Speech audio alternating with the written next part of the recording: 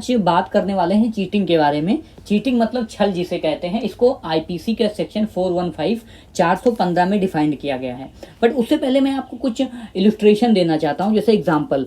जैसे क्या होता है, ए कोई व्यक्ति है और वो बी से कहता है कि भाई मैं सिविल सर्विसेज में हूं, आप मुझे कुछ पैसे उधार दे दो या कुछ अपना सामान उधार दे दो। तो वो सिविल सर्विस में होने का दावा करता है इतनी बड़ी पोस्ट पर, और जेड को क्या कहता है, या बी को या सामने वाले किसी पर्सन से झूठ बोलता है।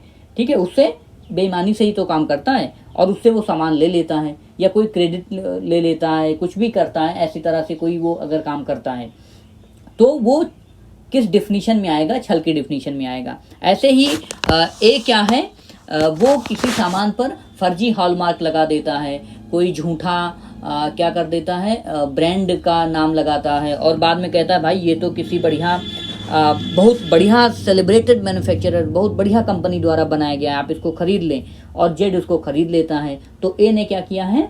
ए ने छल किया है। इसी तरह से ए जो है जानबूझ करके जेड से कहता है कि आप हमें कुछ पैसे दे दो, मैं इसको वापस कर दूंगा, बट एक्चुअली में वो वापस नहीं करता है। ठीक है, और इसी तरह से ए क्या है, बी को कोई सामान बेचता है और एक्चुअली में वो प्रॉपर्टी उसकी खुद ही नहीं है, और उसकी जो इन्फॉर्मेशन है कि भाई पिछले जो प्रॉपर्टी के इश्यूज थे वो वो उसको भी रिवील नहीं करता, सारी इन्फॉर्मेशन बी से नहीं बताता, और ऐसे केसेस में बी को वो प्रॉपर्टी बेच देता है। तो ये सारे केसेस क्या हैं, किस में आएंगे? छल में आएंगे। और भी एक दो केसेस हैं कि कोई डायमंड का आर्टिकल है, ठीक है, बट एक्चुअली में वो डायमंड है ही नहीं, और उसको जानबूझ करके क्या करता है, जेड को बेच दिया जाता है। तो ये सारी चीज डिफिनीशन को चीटिंग में रखा जाएगा।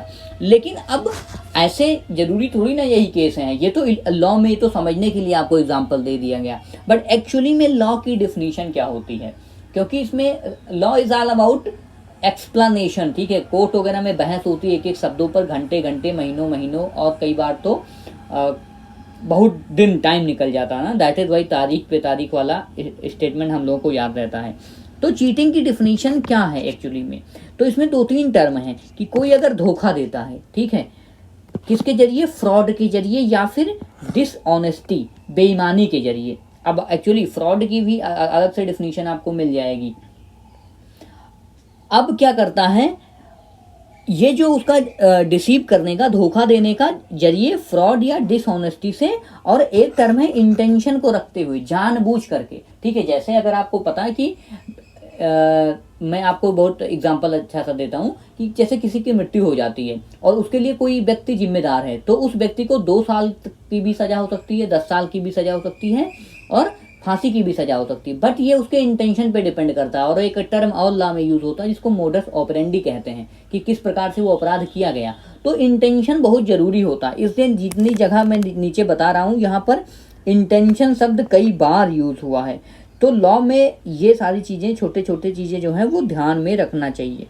तो इंटेंशन क्या था? अब ऐसे जब कोई व्यक्ति करता है तो वो सामने वाले को क्या करेगा? डैमेज पहुंचाएगा या उसे नुकसान पहुंचाएगा, और वह नुकसान उसके बॉडी में हो सकता है। सपोज करो कोई मिलावट का चीज उसे बेच दी, उसके माइंड मेंटली भी वो परेशान हो सकता है, उसकी जो रेपुटेशन है, मान सम्मान है, उस पर भी ठेस पहुंच सकती है, उसकी प्रॉपर्टी पर भी ठेस पहुंचा सकता है कोई व्यक्ति जानबूझ करके, फ्रॉड के जरिए, बेईमानी के जरिए। तो ये सारी चीज को चीटिंग कहा जाता है। जनरली जो हम लोग चीटिंग जानते हैं डिक्शनरी में, आम तौर पर बोल देते हैं कि तुमने चीटिंग किया है। तो चीटिंग का जो कनोटेशन है वो थोड़ा वाइड है, इसका जो मतलब है थोड़ा काफ़ी बृहद टर्म है ये, बट हम लोग छोटे छोटे दिनों में ऐसे यूज़ कर लेते हैं। तो आई होप ये चीटिंग की परिभाषा आपको समझ में आई होगी। Stay blessed, stay safe.